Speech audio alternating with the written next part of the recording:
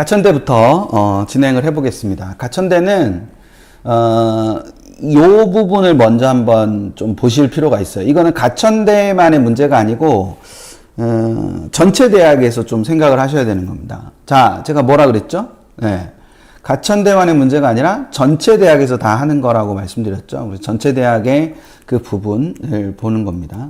그리고 관심 없는 대학이어도 한 대학이 끝날 때마다 이렇게 뭔가 좀 우리 이런 거 한번 해보죠. 한 대학이 끝났다. 그러면 뭐 아싸라든지 아니면 뭐 좋아라든지 우리 한 대학씩 이렇게 해치우는 거잖아요. 그러니까 한 대학씩 해치우는 거니까 꼭 내가 관심 있는 대학이 아니다 할지라도 그럴지라도 이렇게 딱 한 대학 끝나고 나면은 아싸 끝났어 뭐 이렇게 한번 그래서 한번 그런 마음들을 한번 가져보시면 좋지 않을까. 그러니까 하나씩 이렇게 떼는 거 좋잖아요. 우리 공부할 때 이렇게 탁탁탁탁 떼가면 좋잖아요, 그렇죠? 그러니까 그런 거를 생각을 해보시면 좋지 않을까 싶습니다. 자, 모집 인원을 반드시 모집 단위별로 점검해야 된다는 게 뭐냐면, 자, 이거 보세요. 여기 2025학년도 모집 요강입니다.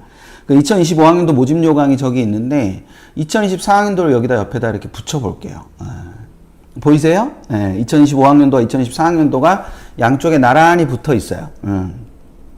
이렇게 두 개가 이렇게 붙어 있는데, 붙어 있는 것 중에서 지역균형 전형을 한번 보세요. 지역균형 전형의 이 모집 인원이 어떻게 됐나요? 지역균형 전형의 모집 인원.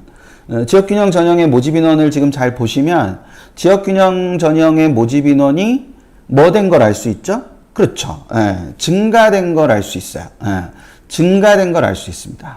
PT 아름답지 않습니까? 증가된 걸 알 수 있습니다. 이 증가됐는데, 문제는 어디 있냐? 특히 올해는 되게 조심해야 된다고 제가 계속 말씀드리잖아요. 그러니까 365명에서 401명으로 증가를 했단 말이에요. 그 증가한 401명, 그 401명으로 증원된 것 중에서 자유전공으로는 321명을 모집합니다. 그러니까 401명 중에 321명을 자유전공으로 모집을 하니까 다른 모집 단위는 80명밖에 뽑지 않는 거죠.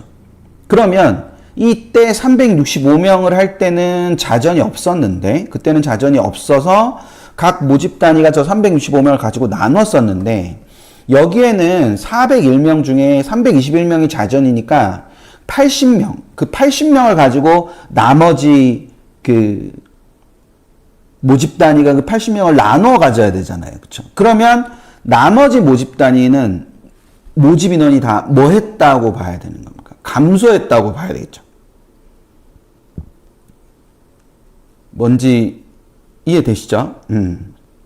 그러니까 직윤의 전체 인원들은 늘어났지만, 그래서 모집 인원을 반드시 전형별 모집 인원을 보는 건 의미가 없고, 모집 인원을 반드시 모집 단위별 인원으로 따져봐야 된다라는 거. 이제 그걸 생각을 하시면서, 그러니까 원서를 보통은 결정을 하고 검토하시잖아요. 그쵸? 원서를 결정하고 검토하시잖아요. 결정하고 붙냐 떨어지냐를 자꾸 여기저기다 물어보시잖아. 근데 원래는 여기저기를 따져보고 결정을 해야 되는데, 그게 아니라 결정을 하고 물어보잖아요. 그러니까 이런 거를 잘 안 따져보시거든요. 그러니까 이렇게 모집 인원별로 따져보는 것이 굉장히 중요하다는 걸 꼭 생각을 하시면서, 그러면 이제 가천대 지역균형의 각각 개별 전공의 모집 단위들은 모집 인원이 감소했구나라는 거를 우리가 볼 수 있는 겁니다. 또 하나, 자유전공으로 인해서 지역균형 모집 인원이 큰 폭으로 감소된 게 하나가 있고요. 두 번째로 지역균형이 원래는 일반 선택과 진로 선택을 모두 보다가 진로 선택만 보는 걸로 바뀌었어요.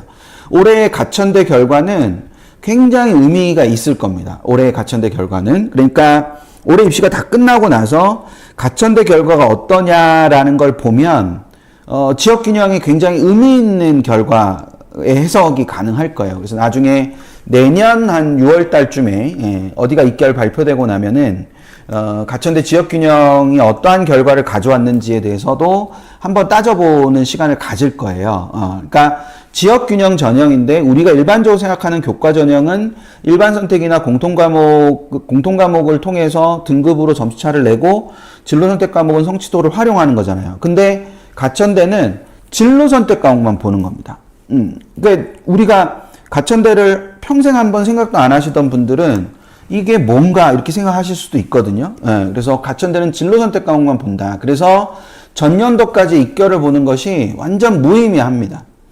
물론 이 입결이 무의미하다는 거는 입결을 기준으로 쓸까 말까를 고민하는 건 무의미하다는 거죠. 하지만 요거 하나만 지금 혹시 여유 되시는 분들은 채팅창에 써주세요.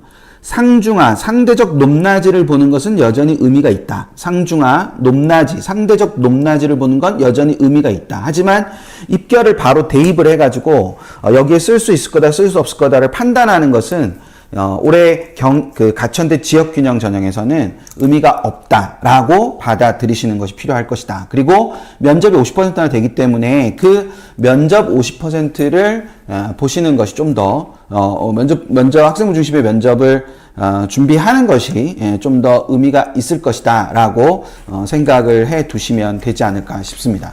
세 번째 가천대의 특징은 학생부 우수자 전형에서 진로선택 반영을 오히려 폐지를 했어요. 그러니까 학생부 우수자는 이 진로선택 반영을 보지 않고 그리고 그냥 공통과목과 일반선택 과목 이렇게만 본다라는 거, 그 차이가 있어요. 그리고 저기 우수학기에서 우수교과로 바뀌었다는 게 뭐냐면은 가천대 학생부 우수자 전형은 4개 교과가 있으면 4, 3, 2, 1로 반영을 해요. 우수한 순으로 4, 3, 2, 1로 반영을 하거든요.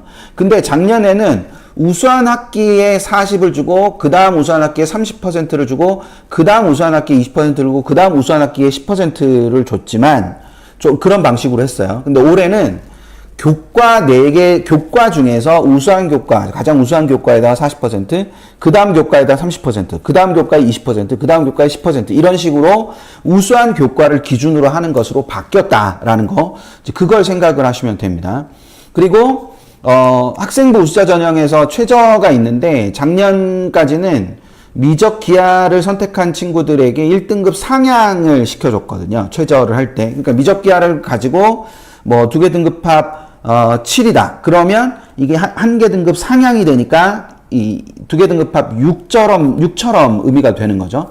그렇게 되다 보니까 이게 결과적으로 요런 상황이 있었는데 작년까지는, 그래서 올해는 그 부분이 없어졌습니다. 미기 선택자 1등급 상향이 폐지가 되면서 완전히 이제 다 풀리게 되는 그런 상황이 된 거죠. 그래서 또 변화가 되는 겁니다. 그래서 그거를 같이 또 생각을 해두면 될 것 같고요. 그 다음에 그래서 입결 변동 가능성이 좀 존재합니다. 입결 변동 가능성이 존재하는데 저 두 가지가 팽팽하게 대립하고 있다는 뜻이에요. 그러니까 하락할 것이다. 왜냐하면 1등급 상향이 폐지가 됐으니까 최저를 맞추는 아이들이 그래도 조금 더 적어지지도 않는가 이렇게 생각을 해서 그런 하락할 것이다 라고 생각하는 게 있고요.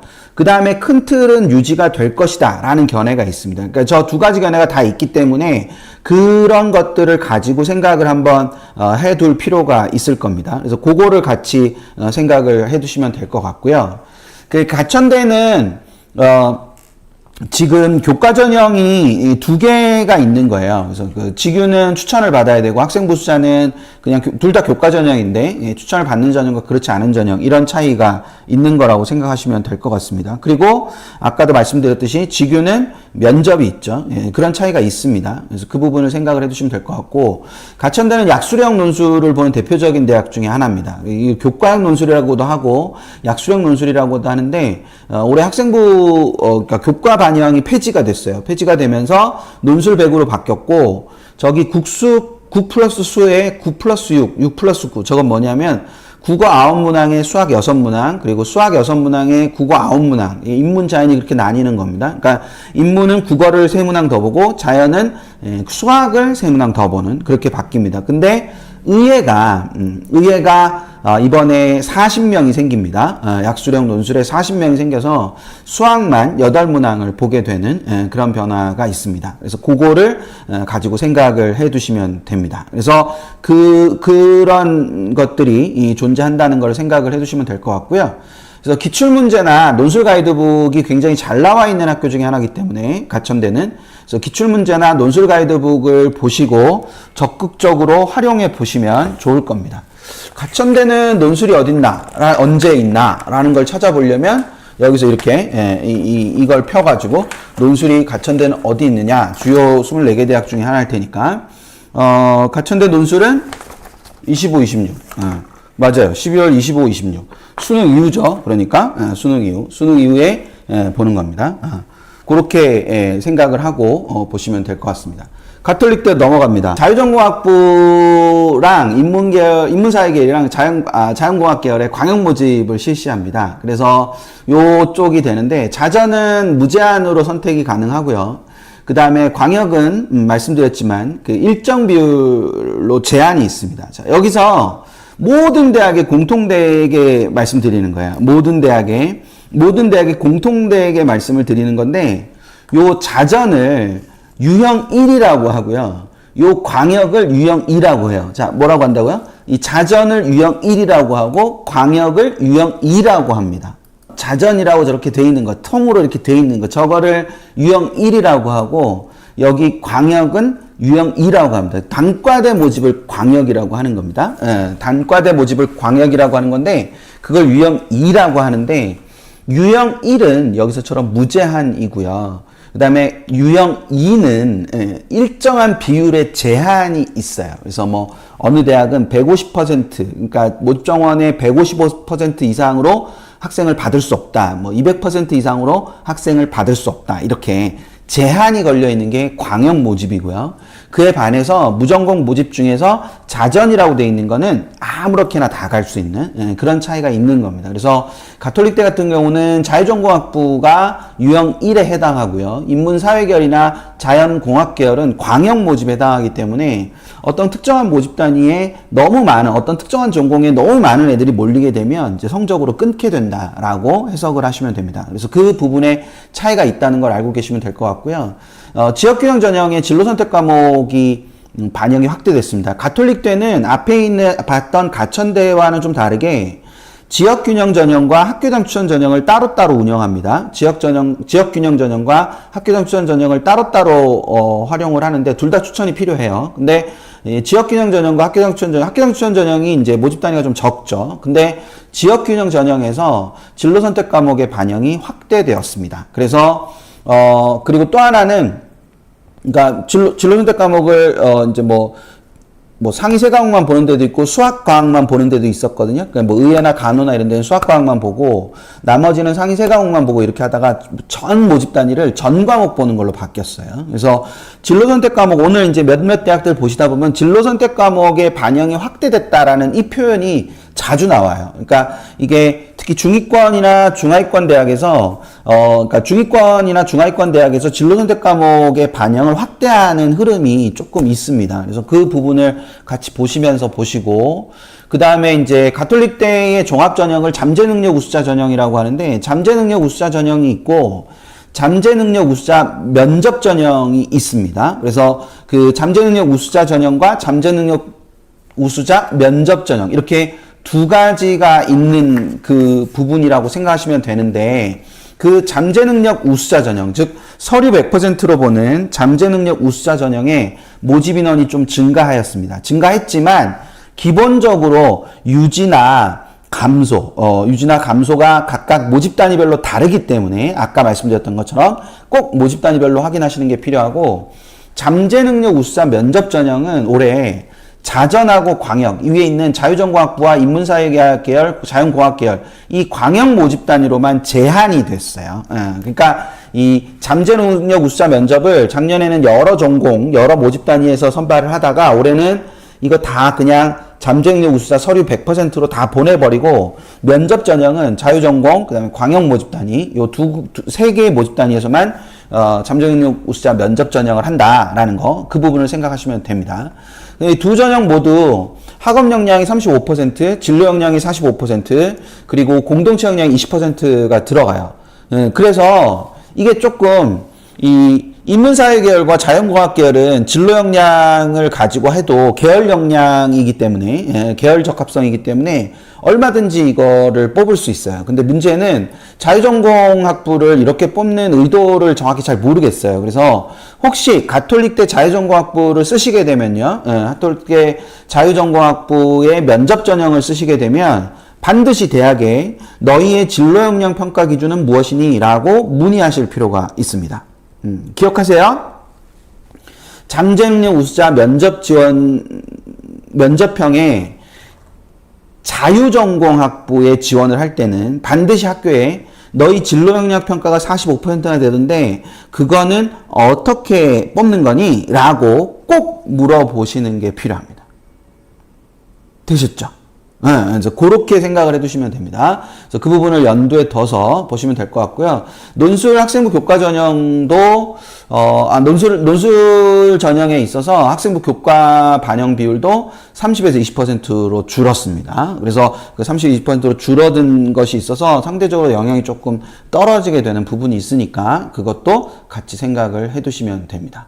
제가 오늘 짚어드리는 포인트들은 요거는 적어도 요 대학을 지원한다고 하면은 요 정도는 좀 이렇게 한 번씩 따져봤으면 좋겠다라는 걸 하는 시간이에요. 그래서 속도가 조금 있기도 할 거고, 그리고 내가 관심 없는 대학도 있기도 하겠지만 그래도 기본적으로 저런 것들, 그럼 내가 관심 있는 대학들의 저런 건 뭘까라는 것도 한 번씩 따져보고 이렇게 해보시면 좋지 않을까 싶습니다. 강원대 춘천으로 가봐요. 자, 강원대 춘천으로 가면 강원대는 춘천이 있고 삼척이 있는데 보통 이런 설명회를 할 때는 이렇게 춘천 중심으로 합니다. 그래서 춘천으로 할 거예요. 춘천만 할 건데, 자, 전형별 모집 단위별 수시 수능 최저학력 기준이 다양하기 때문에 주의가 필요하다. 저 말이 무슨 말이냐면은 이게 굉장히 중요해요. 국립대, 강원대, 춘천이 국립대지 않습니까? 그러니까 지방 거점 국립대들은 모집 단위별로 최저가 엄청나게 달라요. 그러니까 우리 이제 서울 경기에만 계시거나 아니면은 이제 또 뭐 지역에 계시긴 하지만 국립대를 그렇게 눈여겨 보시지 않았던 분들께서는 이거가 되게 당황스러울 수 있어요. 실제로 원서를 쓰려다가 보면. 그러니까 저게 뭔지 감이 좀 오세요? 혹시 우리 원주나 춘천에 계신 분 안 계세요? 원주나 춘천? 아니면은 대구, 아니면 광주 이렇게 계신 분들, 전남대라든지 경북대라든지 이런 학교들 좀 보신 분들 안 계세요? 예. 그 수능 최저를 보면 수능 최저가 이렇게 한 종류가 있던가요? 여러 종류로 있던가요? 예, 이렇게 스윗드리님 춘천 계시네요. 예. 그러니까 그 최저가 이렇게 보통은 그 서울에 있는 대학들 같은 경우는 이렇게 뭐 두 개 합 얼마 아니고 다 끝나잖아요. 근데 보통 그 지방 거점 국립대는 아주 다양합니다. 그래서 이렇게 한번 보여드릴게요. 이게 학생부 교과 일반 전형인데요. 학생부 교과 일반 전형인데 수능 최저 한번 보세요. 학생부 교과 일반 전형에 저게 보이세요? 예. 이게 지금 보시면 엄청나게 많은, 이게 이 교과 일반 전형만, 교과 일반 전형만 이렇게 13, 10, 14, 11, 11, 11, 14, 14, 5, 7 이렇게 있는 거예요. 근데 그 옆에 보시면, 그러니까 이게 세개 합이거든요. 이 밑에 보면은 세개 영역 합이 지정 등급 이내를 충족해야 함. 그리고 그 옆에 보면은 또 과학탐구 한 과목, 수학은 무조건 미적분 기하여야 돼. 과학탐구 한 과목이 들어가 수학, 과학탐구, 수학, 과학탐구, 수학, 과학탐구가 모두 필수 반영 영역이어야 돼. 이렇게 돼 있는 거예요. 그래서 저희가 이거 리허설 만들 때나 이 전형표 만들 때 지방 거점 국립대를 하는 게 진짜 어렵습니다. 저기 모집 단위별로 다 다르니까. 그래서 지방 거점 국립대는 제가 따로 말씀드리지 않더라도 반드시 저 최저가 내가 지원하고자 하는 모집 단위의 최저가 어떠냐라는 거를 확인하시는 것이 굉장히 중요합니다. 되시겠죠? 네, 그래서 내가 지원하고자 하는 그 모집 단위의 최저가 어떤 방식으로 되어 있는가라는 걸 확인하시는 것이 굉장히 중요하니까 그거를 잘 생각을 해주시면 됩니다. 되셨죠? 자, 그 다음 두 번째로는 학종 평가 요소별 반영 비율도 전형별로 달라요.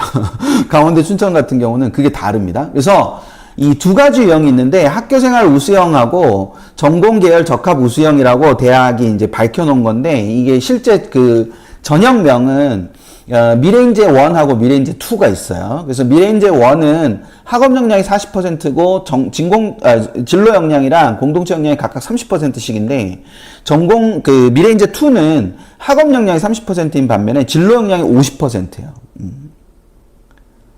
그래서 이렇게 놓고 이제 공동체 역량이 20%거든요. 이렇게 놓고 보면은 미래인재 2는 진로 역량이 굉장히 강화가 돼 있는 거라고 볼 수 있죠. 반면에 이 미래인재 1은 학업 역량이 굉장히 강조가 돼 있는 거니까 이것도 그래서 내가 어디에 더 적합할 건가라는 걸 생각을 하고 지원을 하시는 게 좀 더 중요합니다. 그리고 진로 선택 과목을 그 이전까지는 작년까지는 가산점으로 집어넣다가 올해부터는 10%, 그러니까 일반 선택 과목과 공통 과목을 90%, 그리고 진로 선택 과목을 10% 이렇게 해가지고 10%를 할당했다라는 거, 이제 그것도 생각을 해두시면 될 것 같고요. 그 다음에 경영대학 무전공학과랑 농업생명과학대학의 무전공학과가 생겼습니다. 그래서 그 부분하고 올해 국립대의 특징인데 다른 대학들도 있지만 지방거점 국립대들의 특징입니다. 모집단위 통폐합이나, 그러니까 이거를 대학은 뭐라고 표현하냐면 학사구조 변경이라고 하거든요. 그래서 학사구조 변경을 굉장히 많이 했습니다. 뒤에 경상국립대가 나오는데 경상국립대가 제일 심하고요. 학사구조 변경이 제일 심합니다. 특히 경상국립대는 2024학년도에도 학사구조를 변경했고 2025학년도에도 학사구조를 변경했어요. 그렇게 변경을 계속 하다 보니까 이게 이 부분의 문제가 뭐냐면은 입결 검토를 할 때 되게 어려운 겁니다. 그러니까 올해 모집 단위가 변경된 모집 단위면 전년도와 그거를 어디에다 맞춰야 되는지를 잘 알 수가 없죠. 그래서 입결을 검토할 때 그런 모집 단위의 변화들이 좀 있다라는 거, 이제 그 부분을 생각을 해두시면 될 거예요.